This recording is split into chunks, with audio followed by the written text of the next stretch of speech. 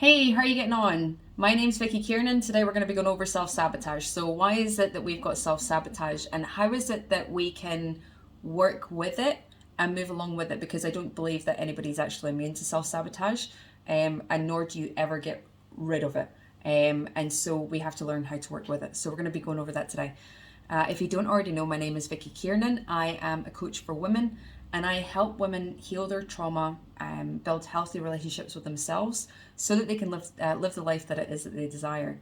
If you resonate with what it is that I've said today, if you've taken any value from it, then please do like, share, subscribe, comment, but definitely share it with other women that you believe might actually get some value out of this. Okay. So self-sabotage. Well, firstly, what is self-sabotage? Self-sabotage is a goal that it is that you desire. And then your actions that it is that you take for that goal are out of, like, they're taking you away from that goal rather than taking you towards it. And so the gap in between that stops you from taking action towards that goal are due to limiting beliefs that it is that you have about yourself in relation to that goal. And so, for instance, if you're trying to lose weight, and so what you'll do is you want to get to a certain size, you want to do it by a certain time, you've got all the action, the plan and everything, but you don't believe that you can do that. You don't believe that it's actually achievable. And so if you already have that belief, underlying belief, then when it comes to you taking the action steps towards, you'll always get distracted by something. You'll always procrastinate. Procrastination is another word for self-sabotage. Anywhere that you procrastinate, you're self-sabotaging. What else? So you're getting distracted. Shiny object syndrome as well. Because there's a new diet, I'll try that one, maybe that will work. Or there's a new exercise routine, I'll try that, maybe that will work. Or, like a new fad diet, keto or whatever, paleo, whatever, like it's just trying new things all the time. Any promise that it is that you don't follow through with is a self-sabotage. So you say that you're going to do something and then later on when it comes to the time you then decide, actually I'm not going to do that. That is a form of self-sabotage as well, because these things that it is that you're going to do is setting you up in order for you to get to where it is that you want to go, irrespective of that being for a specific goal or just a life fulfillment. So even when it comes to self-care and having like a self-care ritual, I'll get up in the morning and I'll go for a walk. But when the morning times come, you go, oh, I'd rather just stay in bed. It's comfier. It's nicer. You're not willing to go through the hard in order to get the reward, even though you know that you're going to feel better after a walk. Or with any self-care practice that it is that you do. So they're fine examples or just a few examples of self-sabotage.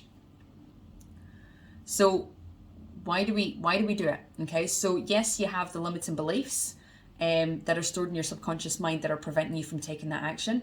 But also the thing is that with a limiting belief, there's two ways that you can do it. I have a process that it is that I call timeline therapy that I use, and in literally 2 minutes we can smash out limiting beliefs. The other way for you to do limiting beliefs is to break the pattern, and what that means is to literally like jump out the plane, just go for it. Like you've just got to break through whatever it is that your subconscious mind is telling you, or your mind is telling you not to do, or like, let's get distracted, let's go and do this, like there's another thing over there. It's literally just stopping that, like really being aware of what your thoughts are and breaking that pattern by doing the exact opposite. It's a pattern break. It's really hard. Not gonna lie to you. I do prefer my process it's much easier. It takes a lot less effort, but there's certainly still action that has to be taken after it. But once you've got rid of that, oh my God, like I can't, I'm so like not worthy, or, as soon as you get rid of that, then it does become much easier. So how do you know that you've got self-sabotage? Okay, so procrastination is an absolute 100%. If you're procrastinating, self-sabotaging. Other things are the distraction, shiny object syndrome. Also, the negative and positive talk that it is. Now, sabotage can come in negative talk and positive talk, okay? Which, this is the key difficulty in knowing what your subconscious mind is, or what your self-talk is actually. Is it the saboteur or is it not? Are you working with me? Are you working against me? Are we going towards the goal? Are we going away from the goal? You know, and this is the fine line where self-awareness really has to come in order for you to be able to distinguish between the two. But I do have a few key things that it is that you can use, awarenesses that it is that you can use, that will tell you whether this is the saboteur or not, if it's actually your soul wanting to actually talk and take you to where it is that you're to your goal. So one thing is the positive and negative talk. So your self-talk is, the saboteur is always going to be very logical, very rational, very convincing. Oh, beautifully convincing. I always say that my saboteur becomes the best sales pitcher I've ever met in my life when it comes to trying to convince me of doing something that is taking me away from my goals. And so it's what to notice for is that, because for a fine example, okay, I was offered, go into a business with somebody else. And it was very appealing. I really liked the idea of it. I really, the value is there. Like, I really supported them. Everything like seemed really, really interesting, really good. I was like, how I can bring like the coaching aspect and everything. What is it that I can bring to the table? And, like this was really exciting for me.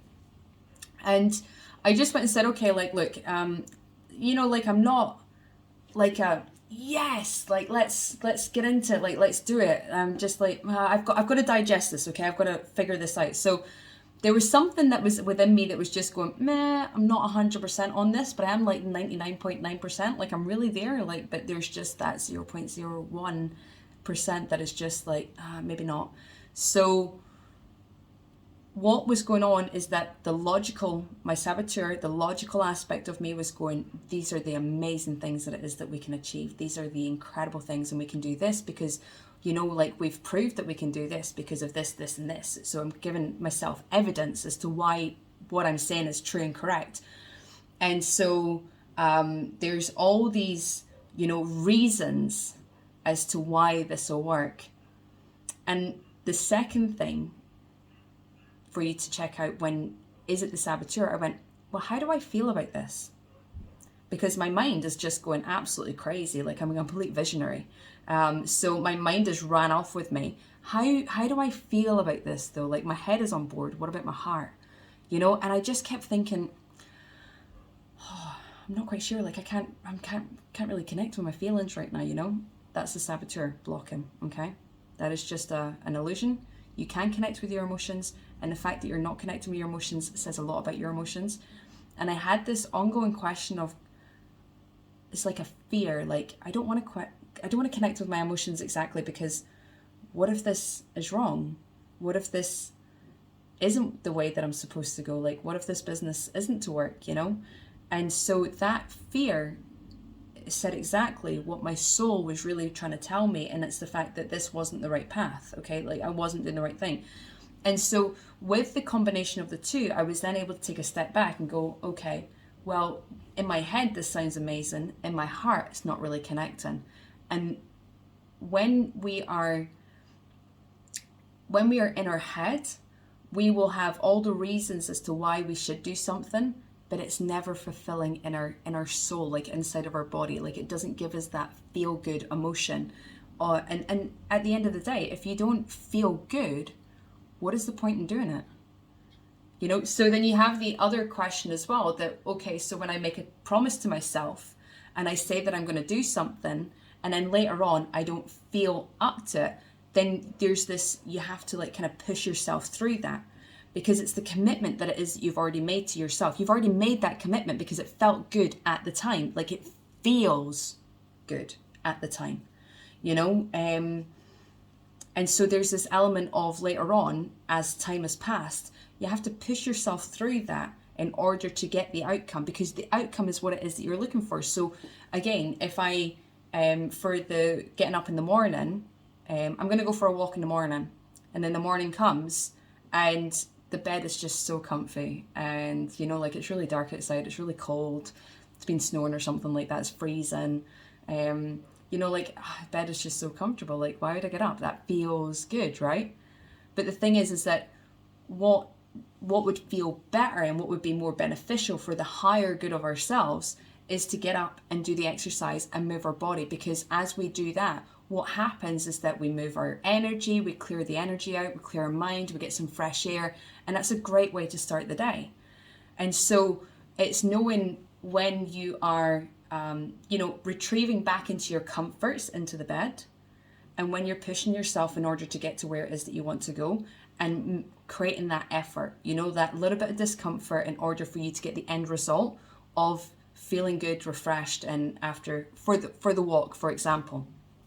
Okay, so my key takeaways for today for the self-sabotage is definitely having this awareness, building this awareness for yourself, having this communication, listening to your thoughts, and even listening to your thoughts as like a third person. It might be a little bit like double disassociated, but it's definitely about being aware of what your saboteur is saying. You know, what is it that you're saying to yourself? How is it that you're talking to yourself? Logical, rational, and reasons why, convictions, you know, these are all in the head. The saboteur exists in the head. It is a subconscious thing, but it does exist in the head. It's a very logical aspect of the human. And then connecting in with the emotions, you know, what does my gut tell me? For me, I go straight to my gut. So to go a little bit deeper into the gut, what I do is I ask myself yes and no questions. So do I have brown hair? Yes. Do I have green eyes? Yes. Is my name Vicky? Yes. Do I have a purple tongue? No. You know, am I 40 years old? No. Am I 21? No. And so what I will have inside of my gut is that I will feel this with a yes answer. I will feel this opening, this rising, this expanding. That is a good feeling. Quite subtle, but it's a good feeling. You can feel that. And when it's a no question, or when it's a no answer, I'll feel this like retracting, small, constricting, limiting, pulling back inwards, you know. And so it's very obvious. And when I start with very basic yes or no answers that I already know the answer to, then I can get the feeling for this. And then I might go ask another question that maybe I do know the answer to, like I have an idea of, or just answers, you know, do I want salmon for dinner? You know, then you'll get the yes and no, okay? Would salmon be good for me to have for dinner tonight, yes or no? And so you can have this feeling, you can build this relationship with yourself inside of your tummy in order to be able to have that as an answer and as a safeguard. Is this a saboteur talking? Yes. Is this a saboteur talking? No. Okay, so you know, and you can build that relationship with yourself. This is something that just needs to be done consistently on a regular basis. It's not a quick fix. It's not a 5-minute thing, you know. But the thing with the saboteur, it is not, you don't get rid of it. You have to befriend it. You have to get to know who the saboteur is within you. You have to get to know what our strategy is. Because when you know all of them, then that's when you get to work with her, you get to work alongside with her, you get to overcome her. The thing is that the saboteur is here to protect you, to keep you safe. She is here to look after you, keep you safe, comfortable. You know, the thing is that when we're looking to achieve goals and create change, that is very uncomfortable for the saboteur. And so this is where the challenge lies. And really, it's just about overcoming. But I don't believe that overcoming should be a struggle. It should be a challenge. It can be at the start when you're learning about this, but it doesn't always have to be like that. So befriend your saboteur, get to know her, ask her lots of questions, and just listen to what it is that she has to say, because she's full of shit most of the time, definitely. So we need to know when it is that we're talking shit to ourselves and get rid of that. get rid of it real quick. Okay, so I hope that you get value from this today. Please let me know what value you did get from it. If you have any questions, if there's anything that it is that I need to clarify, but do leave a comment below, and definitely share and subscribe, okay? Because there'll be more coming up with this. So thank you very much for today. Take care, and see you again.